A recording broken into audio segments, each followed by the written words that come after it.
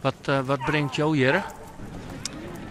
We hebben de afgelopen maand heel wat meeleefd met het vermissen van Raymond.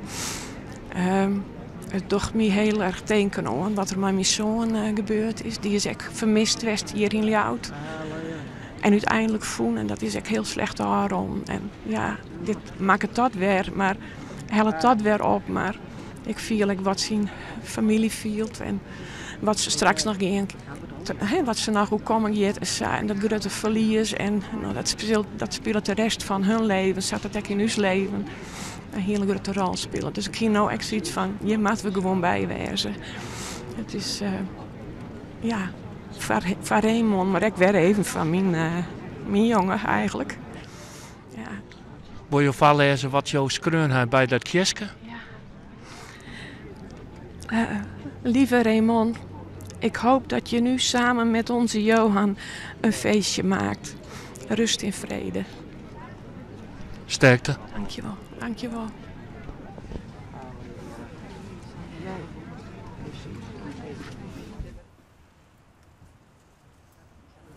Beste mensen, we bedenken met z'n allen Raymond.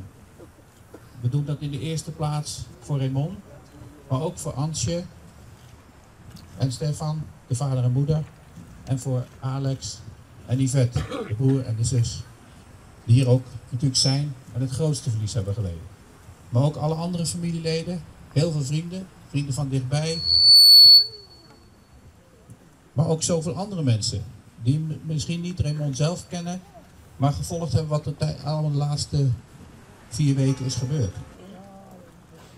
Weet dat wij als juffenmeesters en jouw groep 8 om jullie heen staan.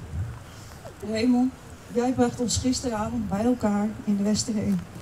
Maar het eerste wat we zeiden, we hadden zo graag gewild dat je er ook bij was. Ik kom eraan. Zie wat onzegbaar is, wat je gelooft is waar. Open je ogen maar.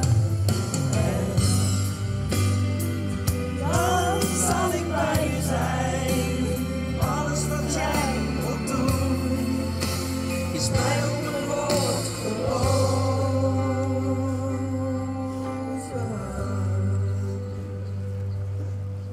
Jenny Minnen, jou bent een wetviester van een familie. Hoe zorg je waarom op deze stille tocht? Ik denk dat het de familie en mij ook, het is één grote indrukwekkend iets. Zoveel mensen op de been en hartverwarmend. En ik denk de familie, dat die blij zijn met zoveel kracht, energie en liefde van alle mensen. Hoe had de afgelopen maand West voor Jim en de familie? 31 dagen lang, dag en nacht onzekerheid. Niet weten wat er gebeurd is, van alles horen, alles uitzoeken. Want je wil weten waar je kind is. En die onzekerheid is er nog steeds. Kijk, we weten dat hij verdronken is, maar je wil weten wat er gebeurd is. En die vraag blijft en ik denk dat de familie en wij ook geen rust kunnen vinden voordat die zekerheid er is. En daarom hopen we ook, als er mensen dingen weten, de familie die rust willen gunnen. Het is nou afsluiten en nou? Dan gaan we de voorbereiding maken in alle rust voor het afscheid van Raymond.